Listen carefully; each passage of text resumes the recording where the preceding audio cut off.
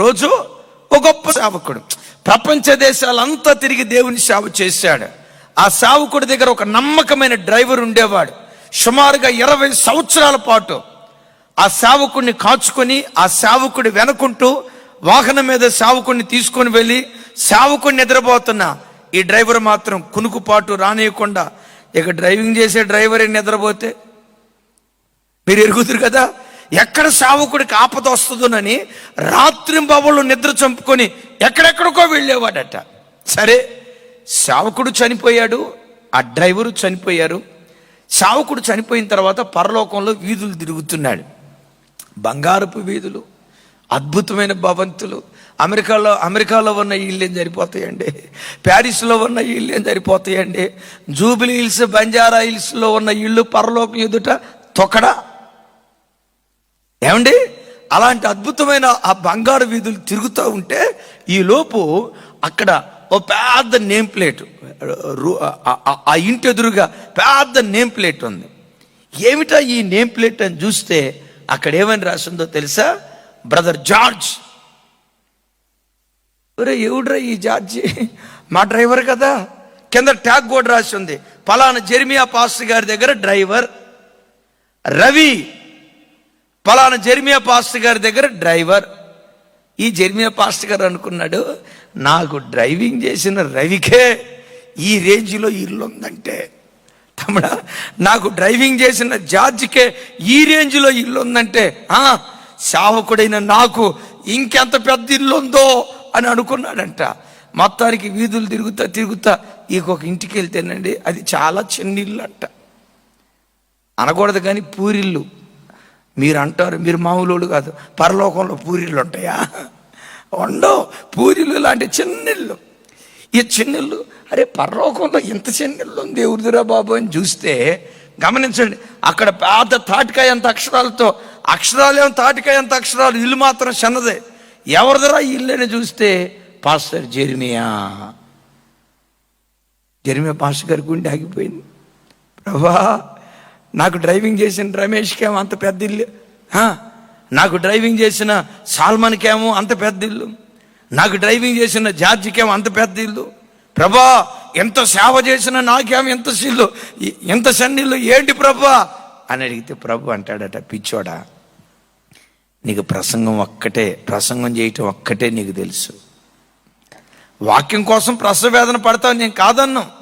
ప్రసవేదన పడుతూ వాక్యాన్ని పొందుకుంటావు, అది ఒక్కటే నువ్వు చేసింది. ఆ డ్రైవర్ ఏం చేశాడో తెలుసా? కంటి పాపలాగా నిన్ను చూసుకున్నాడు. తిమోతితో పౌలు గారు తిమోతిని గురించి అంటాడు, తండ్రికి కుమారుడు ఎలా సేవ చేస్తాడో అలా నీకు సేవ చేశాడు. కంటి మీద కొనుకు రానివ్వకుండా, పగలు రాత్రి అనకుండా నిన్ను కాపాడుకుంటూ వచ్చాడు. నువ్వు స్టేజ్ మీదకి వెళ్ళే వాక్యం చెప్పడానికి ఈ డ్రైవర్ ఏం చేశాడో తెలుసా? ఇక అయ్యగారి స్టేజ్ మీదకి వెళ్ళాడు కదా, మనం రిలాక్స్ అవుదాం అని డ్రైవర్ సీట్లో కూర్చొని పండుకోలా. ఏం చేశాడో తెలుసా? దేవా, జెర్మియా నిలవబడి వాక్యం చెప్తున్నాడు, ఒక్కొక్క మాట అభిషేకపు బాణంగా ప్రజల హృదయాలు తాకాలి, ఒక్కొక్క మాట అగ్ని కణము వలె వెలువడాలి, ఒక్కొక్క మాట దైవ సేవకుని నోటు నుంచి బయలు వెళుతూ ఉండగా వింటున్న ప్రజలు, అయ్యో రక్షణ పొందడానికి మేమేం చేయాలని ప్రజలు గుండెలు బాదుకుంటూ ఏడవాలి అని ఏడుస్తూ నీ డ్రైవర్ నీ కొరకు కన్నీళ్లు గారుస్తూ ప్రార్థన చేశాడు. ఈ సంగతి నీకు తెలియదు. నువ్వు 1.5-2 గంటలు ప్రసంగం చేసావు. నువ్వు 1-2 గంటలు ప్రసంగం చేస్తున్నంత సేపు ఈ డ్రైవర్ ఏడుస్తూ ఉన్నాడు. నా బిడ్డలారా, మీలో ఎంతోమంది మా కొరకు ఏడుస్తున్నారు కదా, మా కొరకు కన్నీళ్లు గారుస్తున్నారు కదా. ఇమాన్యుయేల్ పరిచర్య 4 గోడల మధ్యలో ఉండకూడదయ్యా. భూదిగంతాలకు వెళ్ళాలని కడుపు చంపుకొని దేవుని సన్నిధిలో ఉపవసించి కన్నీళ్లు కారుస్తూ దేవుని సన్నిధిలో రోధిస్తున్నారు కదా. గొప్ప బహుమానాన్ని దేవుడు మీ కొరకు దాచిపెట్టాడు. గొప్ప బహుమానాన్ని దేవుడు మీ కొరకు దాచిపెట్టాడు. మాకిచ్చిన ప్రతిఫలము కంటే, నా ప్రభు బిడ్డలారా గమనించండి, మేము వాక్యం పొందుకోవటానికి పడే ప్రయాసం ఉంది, దాన్ని నేను కాదంటానికి వీలు లేదు. ఇందాక నేను చెప్పే కదా, నాకంటే మాకు తల్లిదండ్రుల్లాగా మమ్మల్ని చూసుకునే సేవకులు పిల్లలు ఉన్నారు కదా, మాకు వాళ్ళే వంట చేస్తారు. వాళ్ళు స్టేజీ మీద కనపడరు. తమ్ముడా, మీరైనా స్టేజీ మీద కనపడతారు. మనకేం పని పాటలేదు తమ్ముడా. ఒక పూట చర్చి ఓడవటానికే అన్న నడువులు నొప్పి అన్న, అన్న మోకాళ్ళు నొప్పి అన్న కదా. చర్చి ఓడవటానికే వాళ్ళు ఉన్నారు చూసారా, చెమట రక్తంగా మార్చుకొని పగలనకుండా రాత్రి అనకుండా మనం ప్రభు దగ్గరికి వెళ్తాం. అబ్బా, రాజపేటలో నేను 200 మందిని మేము వెళ్ళిన తర్వాత 200 మంది వచ్చారు. ప్రభా, నాకు 200 అంటే ఒక్కొక్కరు ఒక కిరీటం అయితే 200 కిరీటాలు ఉన్నాయేమో. నీకు 200 అయితే వాళ్ళకు 2000 కిరీటాలు దేవుడు దాచిపెడతాడు. ఒకసారి ఒక గొప్ప సేవకుడు, ఈ మధ్య చెప్తా గొప్ప సేవకుడు, ఆయన భారతదేశం తెలుగు రాష్ట్రాల్లో ప్రఖ్యాతిగాంచినటువంటి వాడు. తనకు ఒక మంచి భక్తి కలిగిన భార్య. ఆ భార్య ఎప్పుడు భర్త బట్టలు ఉతికి చక్కగా ఇస్త్రీ చేసి ఆ దైవ సేవకుడికి కావలసిన చక్కటి భోజన పదార్థాలు సిద్ధం ఎప్పుడు ఇంట్లో పరిచర్య చేస్తూ ఉండేది. అప్పుడప్పుడు సేవకుడు చెకతాళిగా అంటాడట, నేను దేవుని దగ్గరికి వెళ్తాను, నాకు బహుమానం దొరికిద్ది. నేను ఆ ఊరు ఈ ఊరు వెళ్ళాను, దేవుని సేవ చేశాను, పరలోకంలో నాకు గొప్ప బహుమానం దొరికిద్ది. నువ్వెప్పుడు ఇంట్లోనే ఉంటావు, నీకు కిచెనే చికెనే కిచెను, నీకు వంటగది తప్పితే ఇంకొక లోకం తెలియదు. అప్పుడప్పుడు ప్రార్థన చేస్తావు, ఇంతే నీ బ్రతుకు. నా బ్రతుకు ఏంటో తెలుసా, యేసయ్య దగ్గరికి వెళ్తే రాజులాగా నువ్వు ఆ ఊరు వెళ్ళావు, సువార్త ప్రకటించావు, ఈ ఊరు వెళ్ళావు, సువార్త ప్రకటించావు, ఆ దేశంకి వెళ్ళావు, సువార్త ప్రకటించావు, దేవుడు నాకు గొప్ప బహుమానం ఇస్తాడంటే, నేను దేవుని సేవ చేశాను, నాకు గొప్ప బహుమానం ఇస్తాడు. మరి నువ్వు పరలోకానికి వచ్చి యేసయ్యకి నీవేం చెప్తావు?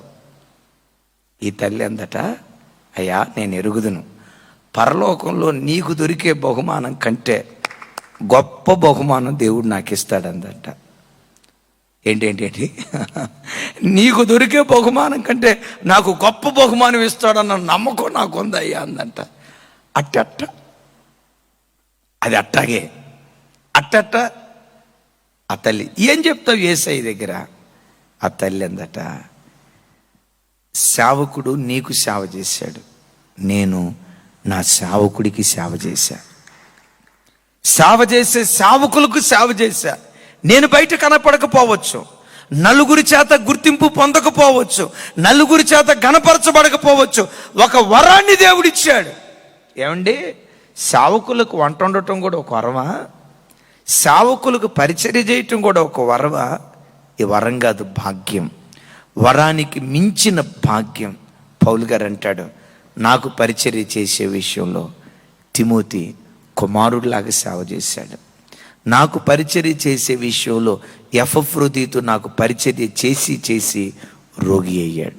ఎవరికి సేవ చేసి? పౌలేమో దేవునికి సేవ చేశాడు. ఎపఫ్రోదితు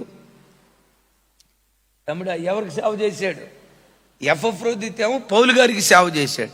పౌలు గారేమో యేసయ్యకి సేవ చేశాడు. బిడ్డలారా, ఒకవేళ ఈ వాక్యం వింటున్న నా తోటి సేవకులారా, ఓ నాయకుడి దగ్గర పెరుగుతున్నారా?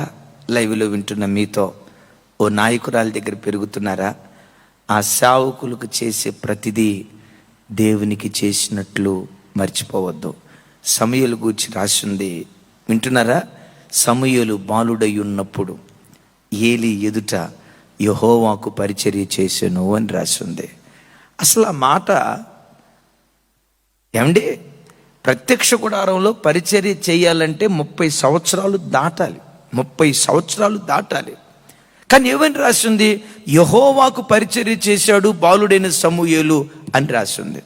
ఈ మాటకున్న అర్థం ఏంటో తెలుసా?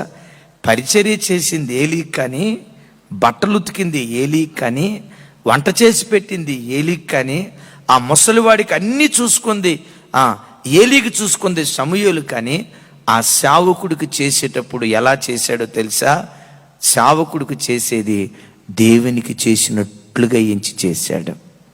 ఏం జరిగిందో తెలుసా?